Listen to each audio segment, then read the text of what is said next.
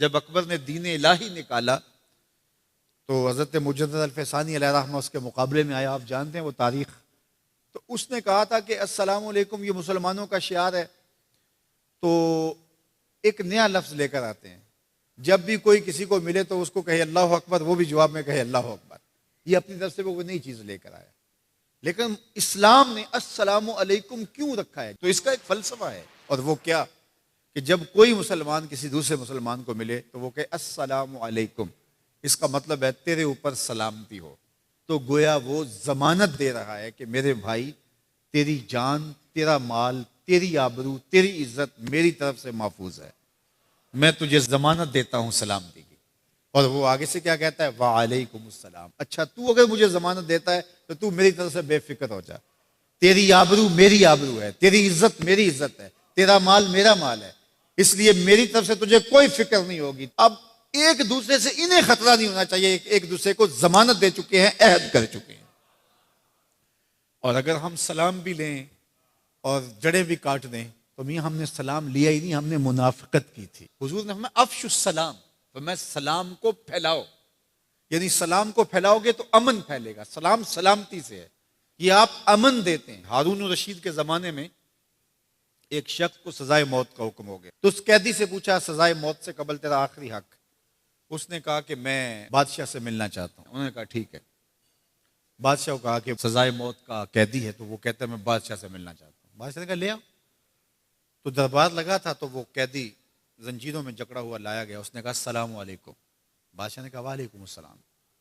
آخری خواہش پوری ہو گئی. جلاد لے جانے لگے, قتل کرنے لگے. کہا تو مجھے قتل نہیں کر سکتے. کہا کیوں؟ کہا بادشاہ نے میری ضمانت دے دی ہے, مجھے آزاد کر دیا. بادشاہ نے کہا میں کب کی ہے؟ کہا تم نے کہا نہیں وعلیکم السلام, تمہیں سلامتی ہو. تو جس کو تم سلامتی کہہ چکے ہو تو کیا اس کے اوپر سزا ہو سکتی ہے؟ تو بادشاہ مسکرانے لگا, کہا جاؤ میں نے اس کو آزاد کیا. وعلیکم السلام کہہ دیا تو پھر سلامتی ہوگی نا. اسی لیے ہم کہتے ہیں حضور پہ سلام پڑھا کرو.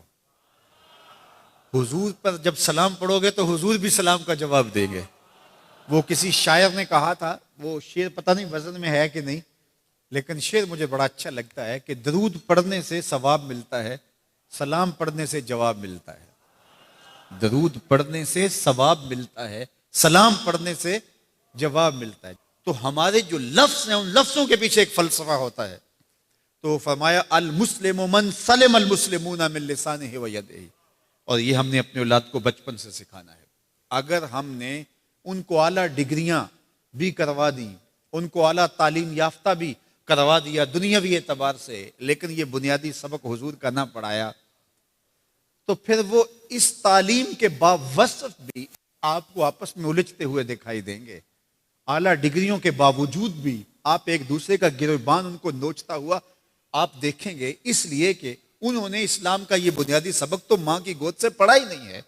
یہ پڑھانا ہے کہ مسلمان وہ ہوتا ہے جس کے ہاتھ سے اور جس کی زبان سے دوسرا مسلمان محفوظ رہے.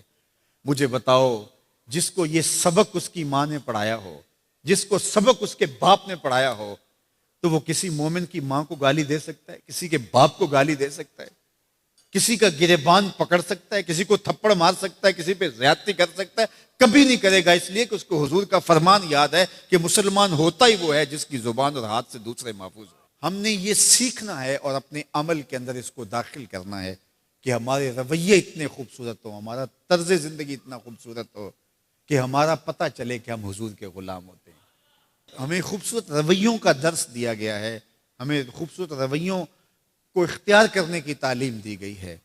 تو ہم اپنے آپ کو دیکھیں اور ہم اپنے دل کو صاف کریں, اپنی زبان کو صاف کریں, اپنی آنکھوں کو پاکیزہ بنائیں, اپنی سوچوں کو عفت دیں, اور دیکھیں کہ ہم کھڑے کہاں ہیں. جس کے 2 دن برابر ہیں, آج کا اور کل کا, تو وہ خرابی پہ ہے. سرخرو وہ ہے کہ جس کے دونوں دنوں کے اندر واضح فرق ہو, ہر لمحہ اس کا بہتری کی طرف چلا جا رہا ہو, تو وہ ترقی کی طرف ہے, ورنہ وہ تنزل کا شکار ہو رہا ہے.